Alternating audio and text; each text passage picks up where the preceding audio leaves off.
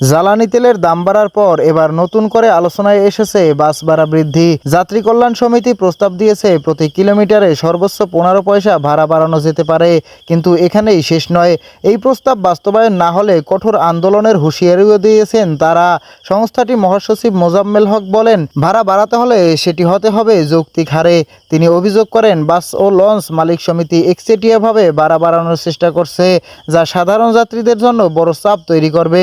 এই কারণে তিনি একটি গুরুত্বপূর্ণ প্রস্তাব দেন। সব পক্ষকে নিয়ে গণশুনানির মাধ্যমে বাস ভাড়া নির্ধারণ করতে হবে। অর্থাৎ শুধু মালিক পক্ষ নয়, যাত্রীদের কথাও সমানভাবে বিবেচনা করতে হবে। এদিকে সরকার ইতিমধ্যেই জ্বালানি তেলের নতুন দাম নির্ধারণ করছে। নতুন দামে অকটেন প্রতি লিটার 140 টাকা, পেট্রোল 135 টাকা, কেরোসিন 130 টাকা এবং ডিজেল 115 টাকা নির্ধারণ করা হয়েছে।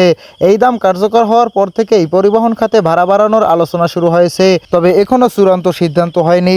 ইতিহাস বলছে, আগেও তেলের দাম বাড়লে বাস ভাড়া বেড়েছে। 2022 সালে ডিজেলের দাম এক লাফে বাড়ার পর বাস ভাড়া কিলোমিটারে 35 থেকে 40 পয়সা পর্যন্ত বেড়েছিল। আবার পরের দাম কমলে ভাড়াও কিছুটা কমানো হয়েছিল, যদিও খুবই সামান্য। বর্তমানে নগর পরিবহনে প্রতি কিলোমিটার ভাড়া প্রায় 2 টাকা 40 পয়সা, আর দূরপাল্লায় প্রায় 2 টাকা 12 পয়সা। সব মিলিয়ে এখন প্রশ্ন হলো, এবার বাস ভাড়া কতটা বাড়বে, আর এটা কি সত্যিই যৌক্তিক হবে? সবচেয়ে গুরুত্বপূর্ণ বিষয়, এই বাড়তি চাপ শেষ পর্যন্ত সাধারণ মানুষের ওপরেই পড়বে।